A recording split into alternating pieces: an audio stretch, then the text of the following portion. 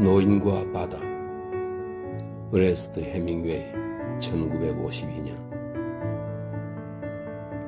멕시코 만류가 흐르는 바다에서 조그만 배를 타고 고기를 잡는 노인은 지난 84일 동안 단 한 마리도 잡지 못했다. 처음 40일 동안은 소년이 하나 그와 함께 있었다.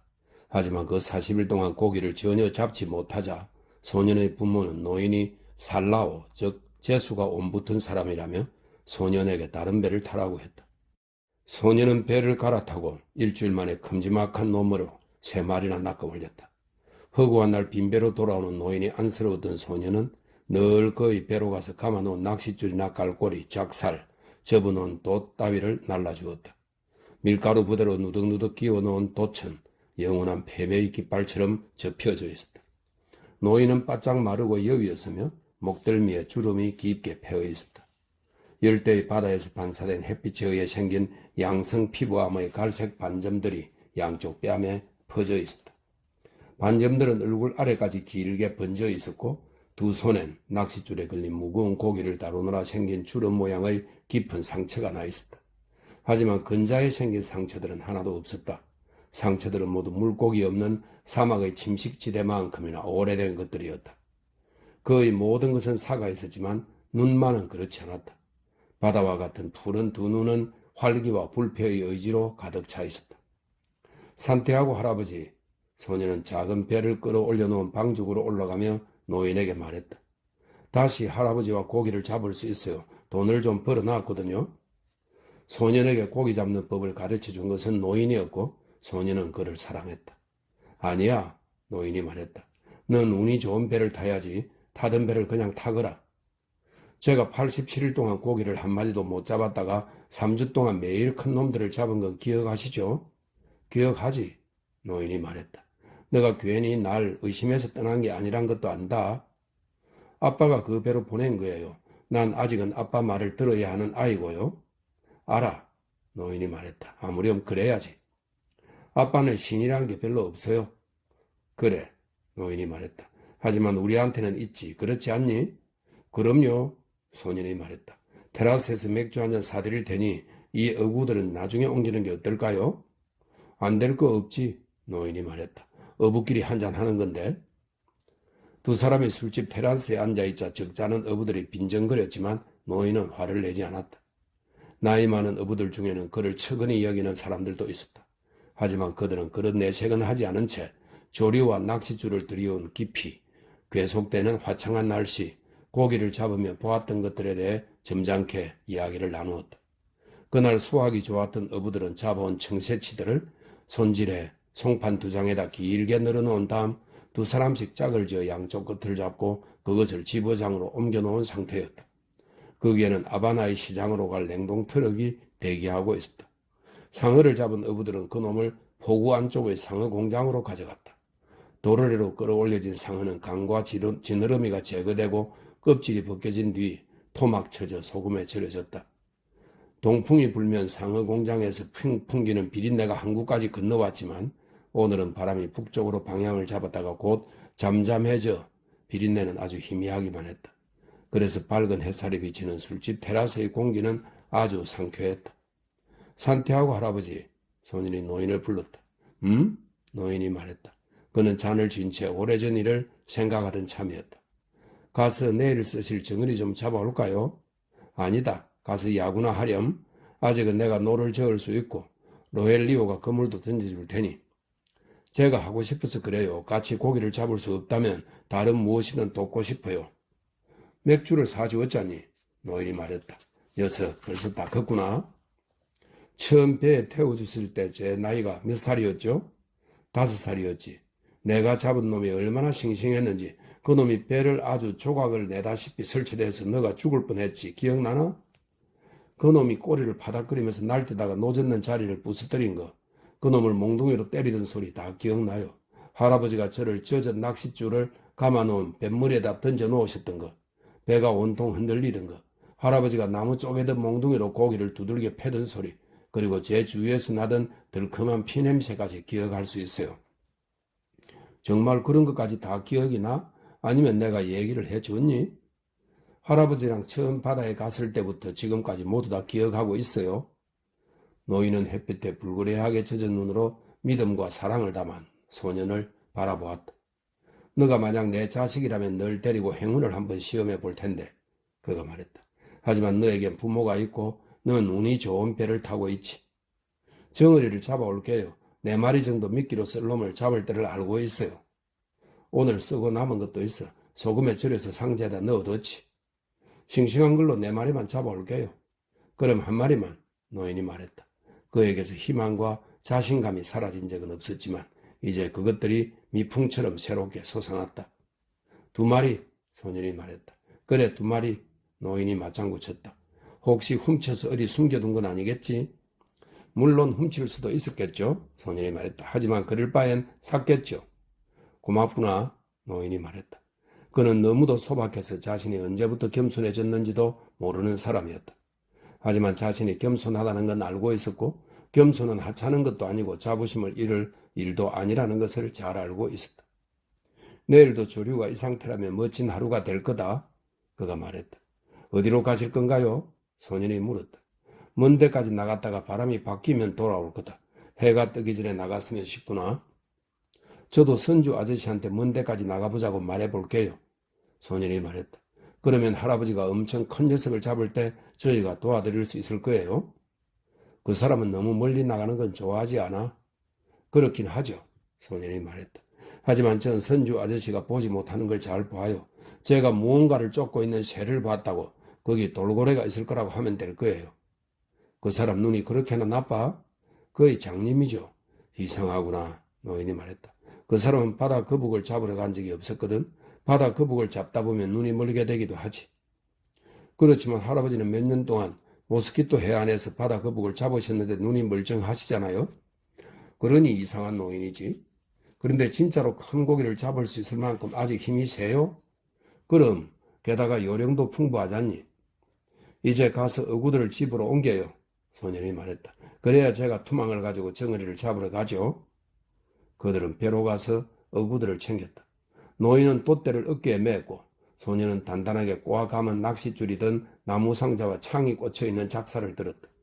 미끼로 쓸 고기 같은 상자는 큰 고기가 날뛰지 못하게 할 때 쓰는 몽둥이와 함께 고물 아래쪽에 그냥 놔뒀다. 노인의 물건을 훔쳐갈 사람은 없을 테지만 돛과 무거운 낚싯줄은 이슬에 상할 수 있어서 집으로 가져가는 게 나았다. 그리고 마을 사람 중에 그의 물건을 슬쩍 해갈 사람이 아무리 없다 해도 갈고리와 작사를 배에다 두고 가는 건 견물생심을 불러일으킬 수도 있었다. 그들은 나란히 노인의 오두막으로 걸어 올라가 열려있는 문을 통해 안으로 들어갔다. 노인은 돛이 감겨져 있는 돛대를 벽에 기대 놓았고 소년은 상자와 어구들을 그 옆에 내려놓았다. 돛대의 길이는 방 하나짜리 그 오두막의 길이와 거의 비슷했다. 노인의 오두막은 구아노라 불리는 대왕 야자수의 질긴 나무 껍질을 엮어 만든 것인데 그 안에는 침대와 테이블과 의자가 하나씩 놓여있고 흙바닥에 조리용 화덕도 있었다. 질긴 섬유줄이 구아노 잎을 납작하게 여러 장 포개어 만든 갈색의 벽에는 창에 가슴을 찔린 예수의 그림과 코블의 성당의 검은 성모상을 그린 채색화도 걸려있었다. 둘 다 그의 아내가 남긴 유품이었다. 한때는 색을 입힌 아내의 사진도 걸려있었지만 볼 때마다 외로움이 깊어져 떼어버렸다. 지금 그 사진은 방 한쪽 구석 선반 위에 놓인 그의 깨끗한 셔츠 밑에 있었다. 드실 건 있나요? 소년이 물었다. 황변미로 지은 밥 한 공기란 생선이 있어. 너도 좀 먹을 테냐? 아니에요. 전 집에 가서 먹을래요. 불을 피워드릴까요? 아니다. 나중에 할게. 그냥 찬밥을 먹어도 되고. 투망 가져가도 돼요? 그럼. 투망은 없었다. 언젠가 팔아버렸다는 걸 소년은 알고 있었다. 하지만 두 사람은 매일 이런 엉터리 얘기를 주고받았다. 밥과 생선이 없다는 것도 소년은 알고 있었다. 85는 행운의 숫자야, 노인이 말했다. 손질 다 하고도 무게가 1,000파운드가 넘는 놈을 끌고 오는 걸 보고 싶지 않니? 투망으로 정어리를 잡아올게요. 문가에서 햇빛 쬐고 계실 거죠? 그래, 어제 신문이 있으니 야구 기사나 읽어야겠구나. 소년은 어제 신문이란 것도 지어낸 얘기가 아닐까 싶었다. 하지만 노인은 침대 아래에서 신문을 꺼내왔다. 식료품점에 갔더니 페리코가 이걸 주더구나. 노인이 설명했다. 그럼 전 정어리를 잡아올게요. 얼음에 재워놨다가 내일 아침에 할아버지 것하고 제 걸로 나누면 될 거예요. 돌아오면 야구 얘기해 주세요. 뉴욕 양키스는 패배를 모르지. 하지만 전 클리블랜드 인디언스가 좀 무서워요. 양키스를 믿어야지. 얘야, 위대한 디마지오가 있다는 걸 기억해? 전 디트로이트 타이거스랑 클리블랜드 인디언스 둘 다 무서워요. 정신 차려. 안 그러면 신시내티 레즈나 시카고 화이트삭스조차 무서워질 거다. 신문 잘 읽어보시고 제가 돌아오면 얘기해 주세요. 85로 끝나는 복권을 사는 건 어떨까? 내일이 85일째 되는 날이잖아.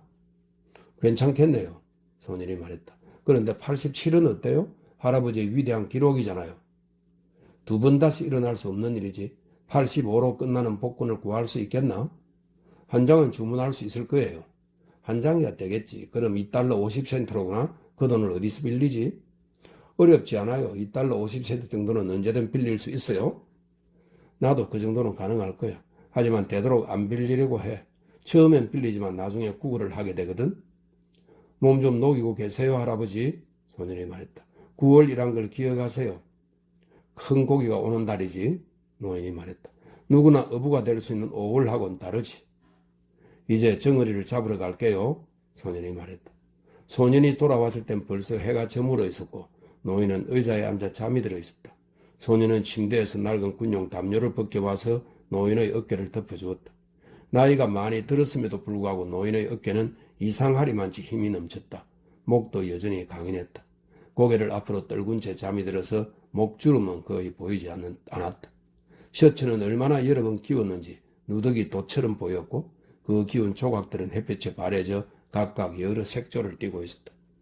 노인의 머리 역시 늙은 사람의 그것답게 바래져 있었고 두 눈이 감긴 얼굴엔 생기라고는 없었다. 무릎 위에 놓인 신문지는 팔에 눌린 채 저녁 산들바람에 나부끼고 있었다. 노인의 발은 맨발이었다. 소년은 노인을 그대로 두고 잠시 그 자리를 떴다. 다시 돌아왔을 때도 노인은 여전히 잠들어 있었다. 일어나세요, 할아버지. 소년은 그렇게 말하며 노인의 한쪽 무릎에 손을 얹었다. 눈을 뜬 노인은 한동안 먼 길을 떠났다가 돌아온 듯한 표정을 지었다. 그러고 나서야 미소를 지었다. 뭘 갖고 온 거냐? 그가 물었다. 저녁 식사요. 소년이 말했다. 우리 저녁 먹어요. 난 배 안 고파. 그러지 마시고 드세요. 드시는 게 없으면 고기도 못 잡아요. 여태 그렇게 해온 걸. 노인은 그렇게 말하며 신문을 접고 어깨에 덮인 담요도 벗겨서 깨기 시작했다. 담요는 그냥 두르고 계세요. 소년이 말했다. 앞으로는 제대로 드시지도 않고 고기 잡아 하러 나가시지 못할 거예요. 제가 살아있는 동안에는 안 돼요. 그렇다면 몸 잘 돌보며 오래오래 살아야겠구나. 노인이 말했다. 먹을 게 뭔데?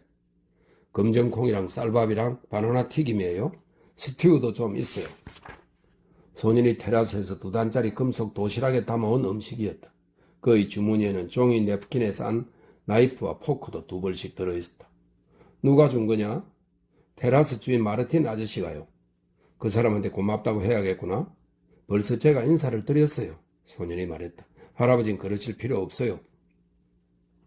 큰 고기를 하나 잡으면 뱃살을 그 사람한테 줘야겠다. 노인이 말했다. 우리를 위해서 이렇게 해준 게 처음이 아니잖아. 맥주 2병도 주셨어요. 난 캔 맥주가 좋더라.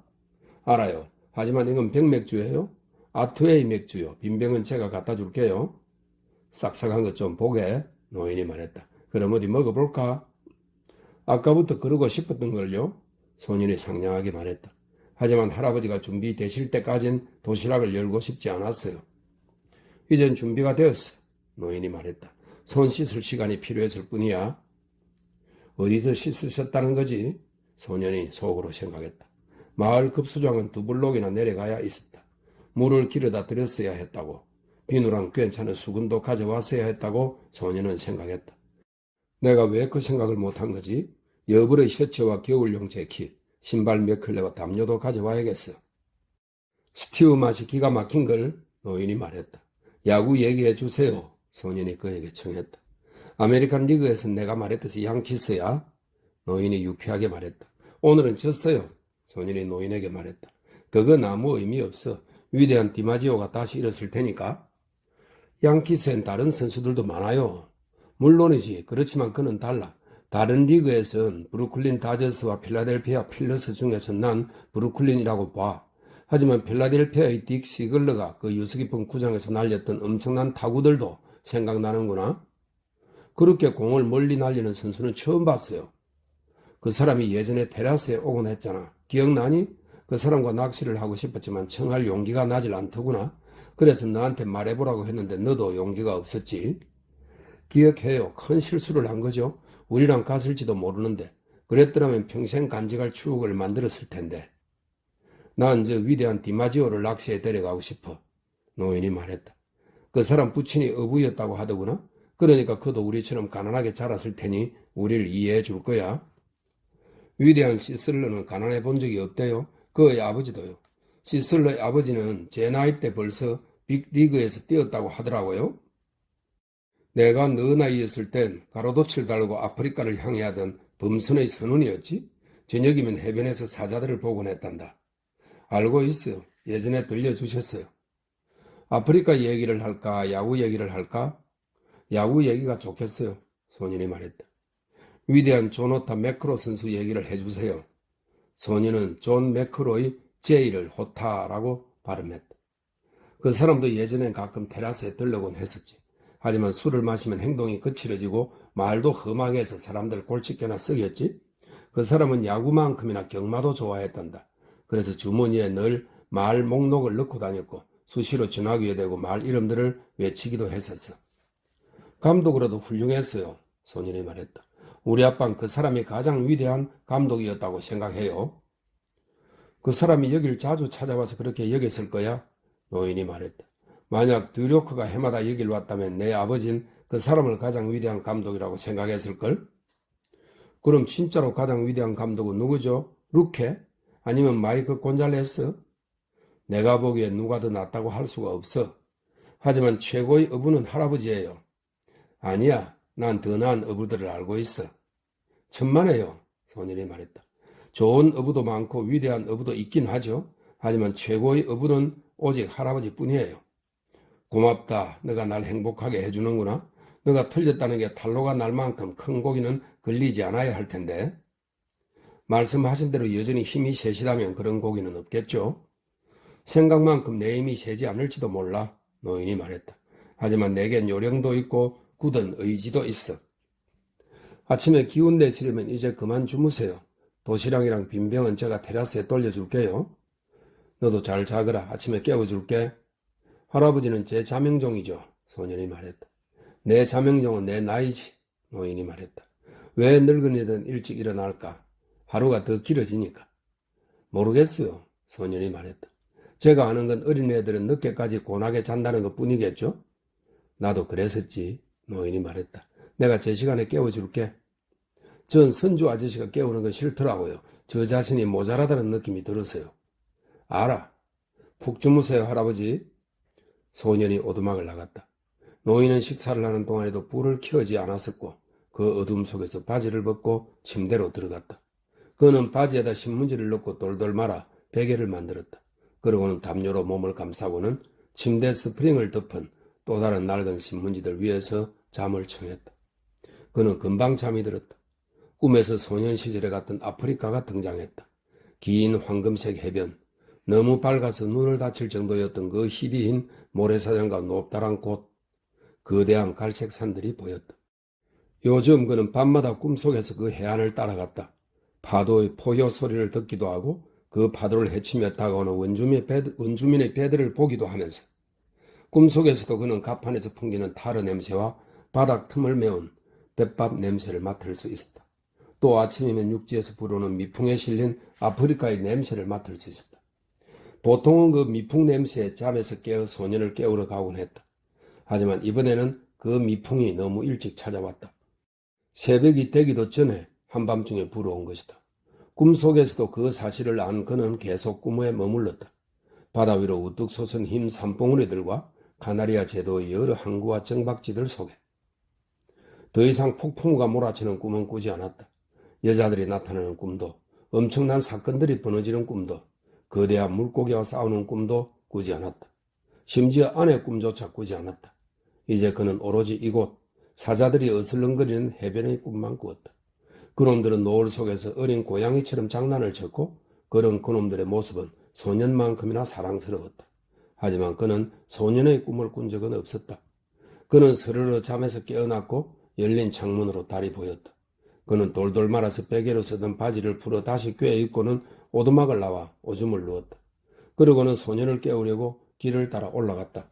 새벽 한기에 몸이 부르르 떨렸다. 하지만 걷다 보면 몸이 따뜻해질 것이고 노를 젓다 보면 굳은 근육이 풀릴 것이다. 소년이 살고 있는 집 문은 잠겨 있었다. 그는 문을 열고 맨발로 조용히 걸어 들어갔다.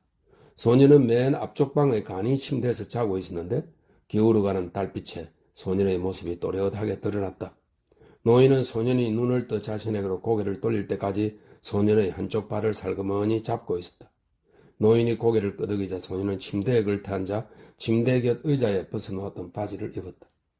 노인이 문 밖으로 나가자 소년도 뒤따랐다. 소년은 여전히 졸린 얼굴이었고 노인은 그의 어깨를 팔로 감싸며 말했다. 미안하구나. 캐봐, 소년이 말했다. 남자라면 당연히 해야 할 일이죠. 그들은 노인의 오두막을 향해 내려갔다. 돛대를 메고 길을 따라 어둠 속을 걸어가는 어부들은 하나같이 맨발이었다. 노인의 오두막에 도착하자 소년은 바구니 안에 든 감아놓은 낚싯줄과 갈고리와 작사를 집어들었고 노인은 돛이 감긴 돛대를 어깨에 맸다. 커피 한잔 하실래요? 소년이 물었다. 어부들을 배에다 싣고 나서 마시자꾸나. 둘은 이른 아침 어부들을 상대로 문을 여는 가게로 들어가서 연육 깡통에 담아주는 커피를 마셨다. 잠은 잘 주무셨어요, 할아버지? 소년이 물었다. 그는 아직 잠이 다 깬 건 아니었지만 조금씩 정신이 들고 있었다. 아주 잘 잤어, 마놀린. 노인이 말했다. 오늘은 자신감이 확 생기는구나. 저도 그래요, 소년이 말했다. 이제 할아버지 목과 제 목서의 정어리랑 신선한 미끼용 고기들을 갖고 와야겠어요. 우리 배의 어구들은 선주 아저씨가 직접 날라요. 누구한테도 맡기고 싶어 하질 않아요. 나는 다르지. 난 너가 5살이었을 때부터 내 어구들을 옮기게 했지. 노인이 말했다. 알아요. 소년이 말했다. 금방 올게요. 커피 한 잔 더 드세요. 여기서는 외상도 되잖아요. 소년은 맨발로 산호바위 위를 걸어 미끼로 쓸 고기들이 있는 냉동 창고로 갔다. 노인은 천천히 커피를 마셨다. 그것이 오늘 하루 동안 먹을 전부인 것임을 그는 알고 있었다. 먹는 일이 귀찮아져 점심을 챙겨가지 않는 게 꽤 오래전부터였다. 뱃무리에 물병 하나 두면 그걸로 충분했다. 소년이 정어리와 신문지로 산 미끼용 고기 2뭉치를 가지고 돌아오자 그들은 자갈이 섞인 모래를 발바닥으로 느끼며 오솔길을 따라 노인의 작은 배가 있는 곳까지 내려갔다. 그러고는 배를 들어 바다로 밀었다. 행운을 빌어요, 할아버지. 너한테도 행운이 따르길. 노인이 말했다. 그는 노를 메어놓은 밧줄을 노구리에다 묶고는 몸을 구부려 노를 힘껏 저 항구를 벗어나기 시작했다. 저편 해안의 배들도 벌써 바다를 향해 나아가고 있었다. 어느새 달이 산 너머로 기울어 배의 모습은 보이지 않았지만 노젓는 소리는 노인의 귓속으로 밀려들었다. 가끔씩 사람들의 말소리가 들리기도 했다. 하지만 그의 노젓는 소리만 들려올 뿐 고요했다. 항구 어귀를 빠져나가자 배들은 고기가 있을 만한 곳을 찾아 일제히 흩어졌다. 노인은 먼 바다로 나가리라 생각하며 육지 내음을 뒤로 하고 신선한 새벽의 냄새를 쫓아 노를 저었다. 어부들이 커다란 우물이라고 부르는 갑자기 수심이 600페듬으로 이 페듬은 수심을 나타내는 단위로 1페듬은 1.8m에 해당한다. 1m 이상 되는 1km 이상 되는 깊이의 수심이네요. 갑자기 수심이 700페듬으로 깊어지는 곳에 도착하자 물속의 해초들이 내뿜는 인광이 보였다. 바다의 물길이 해저의 가파른 경사면에 부딪혀 소용돌이를 일으키는 그곳엔 온갖 물고기들이 떼를 지어 모여 있었다. 미끼용으로 적합한 물고기들과 새우들도 보였다. 깊은 구멍 속에 물이 지어 숨어있는 오징어들도 보였는데 그것들은 밤이면 수면 가까이로 떠올라 어슬렁거리다가 고기들에게 잡아먹히곤 했다. 어둠 속에서 노인은 아침이 밝아오는 걸 느낄 수 있었다. 노를 저을 때면 어둠을 가르며 날아오는 날치들의 휙 하는 날개 소리가 들려왔다. 그는 날치를 무척 좋아해서 바다에서 제일 가는 친구로 여겼다. 새들에게 늘 미안한 마음이었다. 늘 분주하게 날아다니며 먹이를 찾지만 허탕치기 일수인 여른 제비갈매기 같은 것들에겐 유난히 더 미안했다. 도둑갈매기 같은 크고 힘센 놈들을 제외하곤 새들이 사람들보다 더 고단한 삶을 산다는 게 노인의 생각이었다. 더없이 잔혹해지기도 하는 바다에서 어떻게 제비갈매기 같은 섬세하고 여린 새들이 만들어진 걸까? 바다는 온화하고 아름답기도 하지만 갑자기 변해 아주 잔인해지기도 한다. 그런 바다에 살기엔 여린 소리로 구슬피 울며 날아다니다가 물 위로 부리를 박으며 먹이를 찾는 새들은 너무 약하다. 그에겐 바다는 언제나 라마르였다. 그것은 바다를 사랑하는 사람들이 바다를 일컫는 스페인어 여성 명사다. 그들도 가끔 바다에 대한 험담을 하지만 그럴 때조차 그들은 늘 바다를 여인으로 생각한다. 상어 간으로 목도 넓은 몇몇 젊은 어부들은 바다를 남성 명사인 엘마르라고 부르기도 한다. 그들은 모터 달린 배를 타고 낚싯줄에 찌 대신 부표를 달고 다닌다. 그들은 바다를 경쟁 상태나 길투장, 심지어 적이라 부르기도 한다. 하지만 노인에게 바다는 자신에게 큰 시혜를 베풀기도 하고 무언가를 빼앗아 가기도 하는 여성이었다. 바다가 불러일으키는 공포나 재앙은 바다 또한 어쩔 수 없는 일이라는 게 노인의 생각이었다. 달이 여성에게 영향을 끼치듯 바다에도 영향을 미치는 법이니까 하고 노인은 생각했다. 그는 쉬지 않고 노를 저어 나갔다. 속도를 잘 조절한 데다 이따금 해류가 소용돌이 치는 것을 빼고는 수면이 잔잔해서 그다지 힘들지 않았다. 배를 흘러가게 하는 힘은 3분의 2 정도만 노인의 노젓는 힘이고 나머지는 물살의 힘이었다. 날이 밝은 무렵 그는 예상보다 훨씬 더 멀리까지 나와 있었다. 그는 생각했다. 일주일이나 물이 깊은 커다란 우물에서 일했지만 빈손으로 돌아왔어. 오늘은 가다랑어 떼와 날개 다랑어 떼가 있는 곳에서 작업을 해봐야겠어. 한 놈쯤 큼지막한 게 있을 거야. 노인은 날이 완전히 밝기 전에 미끼를 들이워 놓고는 배가 물길에 움직이도록 놔두었다. 처음 미끼는 40패듬 깊이에다 내렸다. 두 번째 미끼는 75패듬, 세 번째와 네 번째 것은 각각 100패듬과 124패듬의 깊고 푸른 곳까지 내렸다. 낚시 바늘의 몸통은 주둥이를 아래쪽으로 향하고 있는 미끼용 고기 속에 들어있고 낚시 바늘의 굽은 곳과 끄트머리의 뾰족함 쪽은 싱싱한 정어리로 덮여 있었다. 즉 낚시 바늘은 밖에서는 전혀 보이지 않았다. 눈에 낚시 바늘이 꿰인 정어리들은 마치 불룩하게 솟은 쇠막대기에 올려놓은 화한 반쪽 같았다. 큰 놈이 낚시 바늘의 어느 부분으로 다가오더라도 틀림없이 달콤하고 맛난 냄새를 맡게 될 터였다. 소년이 노인에게 준 조그만 날개 다랑어 2마리는 가장 깊게 들이워 놓은 2개의 낚싯줄의 미끼가 되어 추처럼 달려 있었다. 다른 2개의 낚싯줄에는 전날 썼던 큼지막한 푸른 줄 정갱이와 갈 정갱이가 달려 있었다. 이미 쓴 것이긴 했지만 아직은 상태가 괜찮은 데다 질 좋은 정어리가 같이 매달려 있으니 고기를 끌어들이는 데는 그만일 것이다. 큰 연필 굵기의 낚싯줄마다 달린 막대 모양의 초록색 찌는 고기가 미끼를 당기거나 건드리면 물속으로 잠기게 되어 있었다. 각각의 낚싯줄에는 40패듬 길이의 낚싯줄 2개가 달려있고 그것은 밧줄과도 연결할 수 있어서 필요하다면 총 300패듬이 넘는 길이의 줄에 고기를 매달아 끌고 갈 수 있었다. 이제 노인은 3개의 막대 모양 찌가 물에 잠기는 일을 지켜보며 낚싯줄이 적당한 깊이에서 오르내리면서도 팽팽함을 유지하도록 부드럽게 노를 저었다. 날은 꽤 밝아져 금방이라도 해가 떠오를 것 같았다.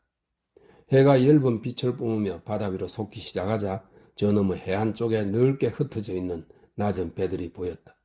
해가 완전히 떠오르자 평평한 바다에 햇빛이 날카롭게 반사되어 그는 그곳을 외면한 채 노를 저었다. 그는 어두운 물속을 들여다보며 낚싯줄이 곧게 내려가 있는지를 살폈다. 그는 누구보다 낚싯줄을 곧게 유지할 수 있는 어부였다. 낚싯줄을 곧게 해놓아야 밝기가 각기 다른 해류의 층마다 미끼들이 정확히 드리워져 어느 해류로 고기가 헤엄쳐 지나가도 낚일 수 있다. 다른 어부들은 미끼를 해류의 흐름에다 맡겨버리는데 그래서 그들이 100패듬 깊이에 있을 거라 여기는 미끼가 실은 60패듬 깊이에 놓여 있기도 했다. 하지만 난 미끼를 정확한 깊이에 놓을 수 있지 하고 그는 생각했다. 그저 운이 따르지 않을 뿐이야. 하지만 오늘은 운이 따를지 누가 알겠어? 매일이 새로운 하루잖아. 운도 중요하지만 정확하게 하는 것도 중요해. 그래야 운이 찾아왔을 때 제대로 맞을 수 있지. 이었고 2시간이 지나 해가 더욱 높이 떠오르자 동쪽을 보아도 그다지 눈이 부시지 않았다. 남은 배는 이제 겨우 3척, 그마저도 해안 가까이에 낮게 떠 있었다. 평생 이른 아침 햇살을 보느라 눈이 상했어 하고 노인은 생각했다. 그래도 아직은 괜찮아. 저 물녘엔 바다를 똑바로 바라봐도 눈이 침침하지 않잖아. 저녁 무렵 햇살이 더 강한데도 말이야. 하지만 아침엔 어지간히 힘들어. 그때 앞쪽 하늘에서 검고 긴 날개를 활짝 펼친 구남새 한 마리가 빙글거리며 돌고 있는 게 보였다. 날개를 한껏 젖힌 새는 비스듬히 수면 위로 떨어져 내리다가 다시 원을거리며 돌았다. 저 녀석이 무언가를 찾아냈어. 노인이 큰 소리로 말했다. 그냥 살펴보는 게 아니야. 노인은 새가 선회하고 있는 곳으로 천천히 멈추지 않고 노를 저어갔다. 낚싯줄이 계속 곱게 드리워지도록 하면서 절대 서두르지는 않았지만 평소보다는 약간 빠르게 노를 저었다. 새의 도움을 받아야 하기 때문이었다. 배를 바닷속으로 밀어 넣으려는 해류와도 조금 싸워야 했다. 새는 하늘로 더욱 높이 올라가 다시금 빙글빙글 돌았는데 날개는 전혀 움직이지 않았다. 그러다가 갑자기 바다로 떨어져 내렸는데 노인의 눈에 수면 위로 팔딱 뛰어올라 사력을 다해 미끄러져가는 날치도 보였다. 돌고래다. 노인이 소리를 질렀다. 큰 놈이야.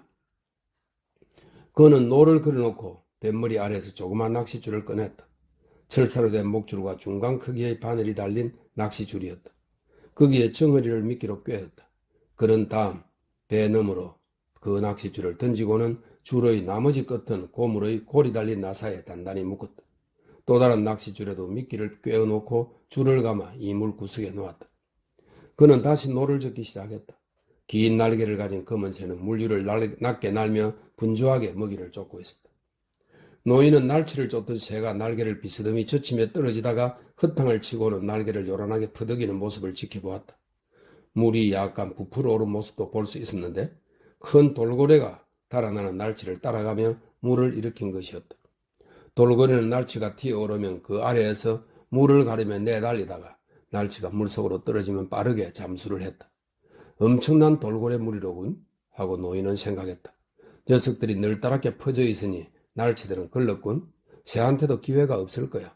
새에 비하면 날치라 놈은 워낙 큰 데다 빠르기까지 하니. 그는 날치들이 계속 튀어오르는 모습을 또 그때까지 새가 허탕을 치는 모습을 지켜보았다. 저 날치 녀석들은 잡을 수가 없겠어 하고 노인은 생각했다. 워낙 빠르기도 하고 너무 멀어져 버렸어. 그래도 물 위에서 떨어진 녀석 하나쯤은 잡힐지도 모르지. 어쩌면 녀석들 안에 내가 노리는 큰 놈이 있을지도 몰라. 큰 놈이 어딘가엔 틀림없이 있을 거야. 육지 위에 떠있던 구름들은 이제 산처럼 높이 솟았고 해안은 회색빛이 감도는 한 줄기 긴 녹색 선처럼 보였다. 짙푸른 바닷물은 더욱 짙어져 거의 자주색에 가까웠다. 어두운 물속을 들여다보니 채로 걸러낸 듯한 붉은색의 플랑크톤이 햇빛을 받아 기묘한 빛깔을 띠며 떠다니고 있었다. 노인은 낚싯줄이 물속 깊이 곱고 팽팽하게 내려져 있는지를 다시 살폈다. 기분이 좋았다. 플랑크톤이 이렇게 많다는 것은 고기가 몰려있다는 뜻이기 때문이었다. 또한 해가 더 높이 솟았는데도 물속이 기묘한 빛을 띠는 건 날씨가 계속 좋을 거라는 뜻이었다. 육지 위로 구름이 높이 솟은 것도 같은 뜻이었다. 이제 아까 그 새는 거의 보이지 않았고 물 위로도 보이는 게 없었다. 하지만 햇볕에 바랜 몇 조각의 만류 해초와 보는 각도에 따라 색깔이 변하는 주머니 모양의 자주색 곡갈 해파리 한 마리가 배 옆구리 가까이에 떠 있었다. 해파리는 몸을 뉘었다가 고추 세웠다가 하며 물속 1야드쯤에 치명적인 독을 품은 기다란 자주색 촉수를 들여온 채 거품처럼 한가로이 떠 있었다. 아구아말라로군, 노인이 말했다. 음탕한 놈. 노인은 노의 몸을 기댄 채 일렁이는 배 안에서 물속을 들여다보았다. 기다랗게 늘어뜨려진 해파리 촉수들 사이로 그 촉수와 같은 색깔의 조그만 물고기들이 헤엄쳐 가고 있었다. 거품 같은 해파리가 만든 조그만 그늘 밑에도 그것들이 떠다니고 있었다. 해파리의 독에 면역된 녀석들이었다. 하지만 사람은 그렇지 못해서 해파리가 낚싯줄에 자주색 끈끈이를 묻혀 놓으면 고기가 걸린 그 줄을 잡아당긴 손과 팔에 마치 등굴 온나무를 만졌을 때처럼 물집이 생기고 발진이 일어난다. 더구나 아구아말라의 독성은 빠르게 번지고 채찍에 맞은 것 같은 통증을 유발한다. 볼 때마다 색깔이 달라 보이는 그 거품 같은 해파리들은 아름다웠다. 하지만 놈들은 바다에서 가장 엉터리 없는 것들이라 커다란 바다 거북이 놈들을 먹어치우는 모습을 보면 노인은 기분이 좋아졌다. 바다 거북들은 놈들을 발견하면 정면으로 다가가 눈을 닫은 채로 껍질 안에 몸을 완전히 말아넣고는 촉수도 무어든 모조리 먹어치웠다. 또한 노인은 거북들이 폭풍 후에 해변으로 밀려든 해파리들을 밟고 지나가는 것을 보는 것도 좋아했다. 그것들이 뿔처럼 딱딱한 발로 해파리를 밟을 때마다 뻥 하고 터지는 소리가 났다. 그는 우아하고 동작이 빠른 데다 값도 비싼 초록색 바다거북과 대모 거북을 아주 좋아했다. 하지만 누런 껍질을 뒤집어선 붉은 바다거북은 멸시했다. 그놈들은 교미하는 모습도 이상하고 눈을 다진 채로 흐뭇하게 고깔 해파리를 먹어치우는 모습도 이상한 덩치만큼 멍청한 놈들이었다. 그는 여러 해 동안 바다거북잡이 배를 탔지만 바다거북에 대한 신비감을 가져본 적이 없었다. 가엾다는 느낌이 들 뿐이었다. 심지어 자신이 타고 있는 작은 배만큼이나 길고 무게가 1톤이나 나가는 장수거북도 가엾게 느껴졌다. 대부분의 사람들은 바다거북에 대해 그런 동정심을 가지지 않는데 그놈들은 온몸을 칼로 잘라내도 심장은 마치 살아있듯 몇 시간이나 뛰기 때문이었다. 노인은 자신도 그놈들과 같은 심장을 갖고 있고 발과 손도 그놈들의 것과 비슷하다고 생각하고 있었다. 그는 원기를 돋우기 위해 5월이면 한 달 내내 그놈들의 알을 먹었다. 9월과 10월에 진짜 큰 고기를 잡을 힘을 비축하기 위해서. 그는 또한 많은 어부들이 어구를 보관하는 통나무 집에 있는 큰 드럼에서 매일 한 잔씩 상어 간유를 마셨다. 그건 원하면 누구도 마실 수 있었는데 대부분의 어부들은 그 맛을 끔찍이도 싫어했다. 새벽 일찍 일어나는 것만큼이나. 하지만 상어 간유는 온갖 종류의 감기와 독감의 특효인데다 눈에도 좋았다. 노인이 고개를 들어보니 다시금 새가 하늘을 빙빙거리며 돌고 있었다. 녀석이 고기를 찾았군. 그가 크게 외쳤다. 하지만 수면을 차고 오르는 날치도 흐트러진 미끼고기도 보이지 않았다. 그런데 잠시 후 조그만 다랑어 한 마리가 솟구치더니 팽그르르 돌다가 머리부터 물속으로 곤두박질 쳤다. 다랑어는 햇살을 튕기며 음색으로 빛났다. 녀석이 물속으로 떨어지자 다른 다랑어들도 사방에서 연이어 물 위로 솟아올랐다. 물을 휘저으며 미끼를 쫓아 계속 높이 솟구쳤다. 함께 원을 그리며 미끼고기를 몰고 있는 것이었다. 녀석들이 너무 빨라서 들어갈 수가 없군 하고 노인은 생각했다. 그리고는 다랑어 떼가 일으키는 흰 물보라와 겁에 질려 수면 위로 올라온 미끼고기를 향해 하늘에서 물로 질주하듯 내려오는 새를 지켜보았다. 새가 엄청 도와주는군, 노인이 말했다. 그때 둥글게 말아 발로 밟고 있던 고무의 낚싯줄이 팽팽하게 잡아당겨졌다. 그는 노를 내려놓고 낚싯줄을 부여잡고 끌어당겼다. 낚싯줄에 매달린 채 몸을 떠는 조그만 다랑어의 무게가 손끝에 전해졌다. 끌어당길 때마다 낚싯줄로 전해지는 떨림이 점점 커지는가 싶더니 녀석의 푸른 등과 금빛 옆구리가 노인의 눈에 들어왔다. 노인은 배 안으로 낚싯줄을 힘껏 끌어당겼다. 탄탄한 육질의 총알 모양을 한 녀석은 영리함이라고는 없는 큰 눈을 뜨고 햇빛이 내리쬐는 고물에 들어누운 채 미끈한 꼬리로 배 바닥을 쳐대며 살아버리고 부둥거렸다. 노인이 은혜를 베풀던 녀석의 머리를 걷어찼다. 녀석은 여전히 몸을 떨며 고물 아래 처박았다. 날개 다랑어군, 그가 큰 소리로 말했다. 훌륭한 미끼가 돼주겠어. 10파운드로 나가겠는걸? 노인은 혼자서 그렇게 큰 소리로 찌끄리기 시작한 게 언제였는지 기억나지 않았다. 예전에는 혼자 있을 때 노래를 흥얼거리곤 했다. 화르 운반선이나 바다 거북잡이 배를 타던 시절 밤에 홀로 당직을 서며 키를 잡을 때도 가끔 노래를 불렀다. 큰 소리로 혼잣말을 하게 된 건 소년이 떠난 뒤부터였을 것이다. 하지만 정확하게 기억나진 않았다. 소년과 함께 있을 때도 늘 필요한 경우가 아니면 말을 주고받는 일은 없었다. 그들이 얘기를 나눌 땐 밤이거나 날씨가 사나워져 폭풍 후에 갇혔을 때였다. 바다에서 쓸데없이 주절거리는 건 미덕이 아니라는 말을 노인은 늘 명심하고 존중했다. 하지만 이젠 그런다고 짜증낼 사람도 없으니 그는 생각나는 대로 몇 번이고 큰 소리로 말했다. 이렇게 큰 소리로 말하는 걸 누가 듣는다면 나더러 미쳤다고 하겠지? 노인이 크게 혼잣말을 했다. 그렇지만 난 미치지 않았으니 상관없어. 돈푼께나 있는 사람들이야 라디오를 가져와서 온갖 얘기며 야구 중계도 들을 테지. 지금은 야구 생각을 할 때가 아니지 하고 노인은 생각했다. 지금은 오로지 한 가지만 생각할 때야. 내가 태어난 이유인 고기잡이만 생각할 때야. 저 다랑어 무리 주위에 큰 놈 하나가 있을지도 몰라. 내가 건져 올린 건 무리해서 처진 녀석일 뿐이지. 하지만 놈들은 멀리까지 빠르게 움직여. 오늘은 수면 위로 보이는 모든 게 아주 빠르게 북동쪽으로 가고 있군. 하루 중 이 시간이 그런 땐가? 아니면 날씨가 변할 거라는 조짐을 내가 미처 모르고 있는 건가? 이제 초록빛 해안은 더 이상 보이지 않았고 꼭대기가 마치 눈에 덮인 듯 하얗게 보이는 푸른 산과 그 위로 설산처럼 높이 솟은 구름들만 보였다. 바다는 짙푸른 빛이었고 햇빛이 그 바닷속에서 프리즘을 만들어냈다. 높이 솟은 태양 때문에 바닷속에는 엄청난 양의 플랑크톤도 이제 눈에 보이지 않았고 오로지 거대하고 깊은 프리즘만 보였다.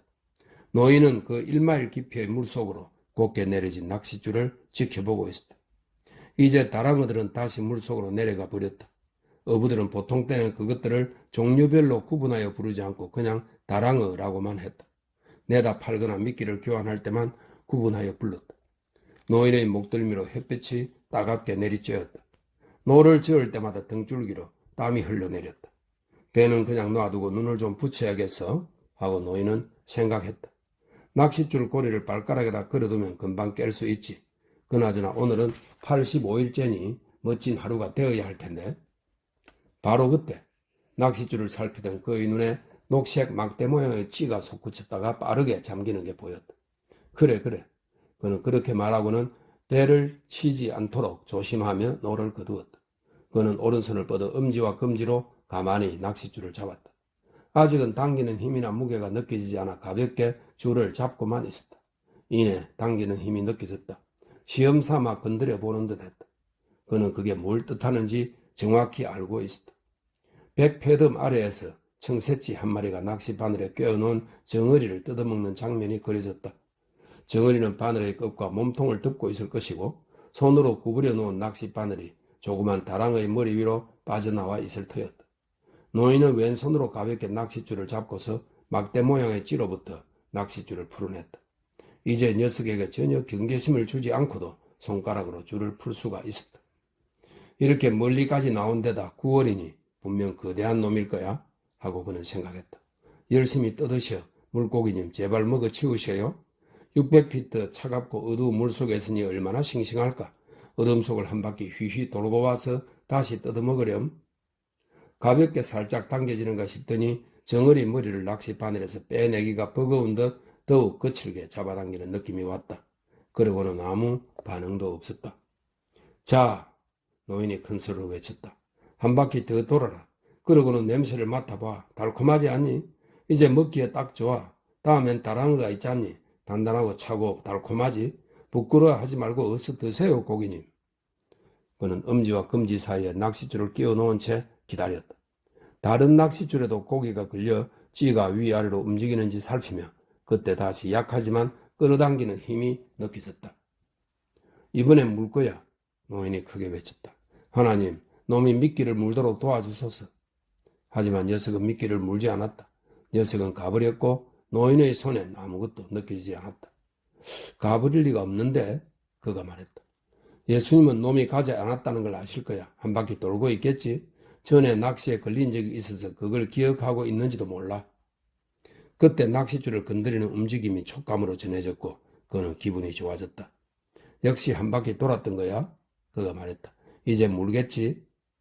가벼운 당김이 기분 좋게 느껴졌다. 그런다 무언가 단단하고 믿기 힘든 육중함이 느껴졌다. 그건 분명 고기의 무게였다. 그는 낚싯줄이 아래로 풀려 나가도록 내버려 두었다. 손가락 사이로 낚싯줄이 가볍게 풀려 나가는 동안 움직임은 거의 감지되지 않았지만 육중한 무게는 여전히 느껴졌다. 굉장한 놈이야. 그가 말했다. 미끼를 삐딱하게 물고 달아나려 하고 있어. 한 바퀴 돌았다가 미끼를 삼킬 거야 하고 그는 생각했다. 하지만 그 생각을 입 밖으로 내지는 않았다. 괜히 그랬다가 동티가 날까 싶어서. 노인은 미끼를 문 녀석이 엄청나게 큰 고기임을 알 수 있었다. 그 녀석이 다랑어를 삐딱하게 물고 어두운 바닷속으로 달아나는 모습을 상상해 보았다. 그 순간 녀석이 갑작스레 동작을 멈추었지만 무게는 여전히 느껴졌다. 무게가 점점 늘어나자 그는 낚싯줄을 더 많이 풀었다. 그는 줄을 잡은 손가락에 더욱 힘을 주었다. 줄에서 느껴지는 무게를 통해 낚싯줄이 곧장 아래로 내려가고 있음을 알 수 있었다. 드디어 놈이 미끼를 물었어. 그가 말했다. 이제 잘 삼키도록 놔둬야지. 그는 손가락 사이로 낚싯줄이 풀려 나가도록 놓아두고서 왼손을 아래로 뻗어 감아놓은 두 뭉쳐의 낚싯줄을 다른 두 뭉쳐의 낚싯줄과 고리를 만들어 단단히 묶었다. 이제 준비는 끝났다. 지금 쓰고 있는 뭉치뿐 아니라 40페덤짜리 낚싯줄 뭉치가 3개나 더 있었다. 조금만 더 삼키라. 그가 말했다. 제대로 삼키라고. 바늘 끝이 너희 심장에 꽉 박혀서 숨통이 끊어지도록 삼키라 하고 노인은 생각했다. 걱정 말고 올라와. 이놈에게 작살 맛을 보여줄 테니까. 준비됐어? 식탁에 너무 오래 있는 거 아니야? 지금이야. 그가 그렇게 외치며 줄을 양손으로 단단히 잡고 1야드쯤 끌어당겼다. 그러고는 손을 교대로 움직이며 온 힘을 다해 계속 끌어당겼다. 하지만 소용없었다. 고기는 유유히 달아날 뿐 단 1인치도 끌어올릴 수 없었다. 낚싯줄은 무거운 고기를 잡아 올릴 수 있도록 만들어진 것이라 튼튼했다. 낚싯줄을 등에 걸치고 더 세게 잡아당기자 줄은 더욱 팽팽해져 물방울을 튀길 정도였다. 마침내 물속의 낚싯줄이 마찰음을 내며 천천히 움직이기 시작했고 그는 여전히 줄을 잡은 채 가로대에 의지해 몸을 뒤편으로 젖히며 버텼다. 배가 천천히 북서쪽으로 움직이기 시작했다. 고기는 쉼없이 움직였고 노인과 배도 잔잔한 수면 위를 느리게 이동했다. 미끼 고기들은 여전히 물속에 있었지만 별다른 반응을 보이지 않았다. 그 아이가 있었다면 좋았을 텐데 노인이 큰 소리로 말했다. 고기가 날 끌고 가니 난 영락없이 끌려가는 말뚝신세가 되었구먼. 줄을 어디에다 메어둘 수도 있지만 그렇게 했다가 녀석이 줄을 끊고 도망갈지도 몰라. 어떻게든 붙들고 있다가 녀석이 원하면 줄을 더 풀어줘야 해. 녀석이 물속으로 들어가지 않고 옆으로 움직이는 것만도 다행이야. 그런데 이 녀석이 물속으로 내려가려 하면 어쩌지? 모르겠어. 녀석이 죽어서 가라앉아 버린다면 역시 모르겠군. 그렇지만 난 뭐든 할 거야. 내가 할 수 있는 건 많으니까. 그는 여전히 낚싯줄을 등에 걸친 채 물속에 비스듬히 잠겨있는 줄을 살폈다. 작은 배는 멈추지 않고 북서쪽으로 움직이고 있었다. 이러다 녀석의 숨이 끊어지겠지 하고 노인은 생각했다. 언제까지고 버티지 못하지. 하지만 4시간이 넘도록 고기는 여전히 쉼없이 바다 멀리로 헤엄쳐가고 있었고 작은 배도 끌려가고 있었다. 노인은 등에다 낚싯줄을 걸친 채로 꿋꿋하게 버티고 있었다. 녀석이 바늘에 걸린 게 정오였어. 그가 말했다. 그런데 난 아직 녀석을 보지도 못했어. 그는 고기가 낚싯바늘에 걸리기 전부터 밀짚모자를 눌러쓰고 있어서 이마가 아팠다. 갈증도 났다. 그는 낚싯줄이 갑자기 당겨지지 않도록 애쓰면서 무릎을 꿇고 뱃머리 가까이로 기어가 손을 뻗어 물병을 짚고 뚜껑을 열어 한 모금 마셨다. 그러고는 뱃머리에 등을 기대고 돛이 감긴 돛대 위에 앉아 쉬며 아무 생각도 하지 않으려고 애썼다. 오직 견디는 수밖에 없었다. 그러다 문득 고개를 돌리니 육지가 전혀 보이지 않았다. 무슨 상관이람? 하고 그는 생각했다. 난 언제나 아바나에서 흘러나오는 불빛의 의지에 돌아갈 수 있어. 해가 지려면 아직 2시간이 남았고 그 전에 녀석이 올라올지도 몰라. 그때까지 올라오지 않는다면 달과 함께 떠오를 거야. 그때까지도 올라오지 않는다면 내일 아침 해가 뜰 땐 올라오겠지. 내 몸은 아직 뻣뻣하지 않고 팔팔해. 주둥이에 낚시 바늘을 꿰고 있는 건 녀석이야. 그런데도 저렇게 끌고 다니니 참 대단하군. 철사 목줄에 주둥이가 단단히 걸린 게 틀림없어. 녀석을 볼 수 있으면 좋을 텐데. 한 번이라도 볼 수만 있다면 어떤 녀석인지 알 수 있을 텐데.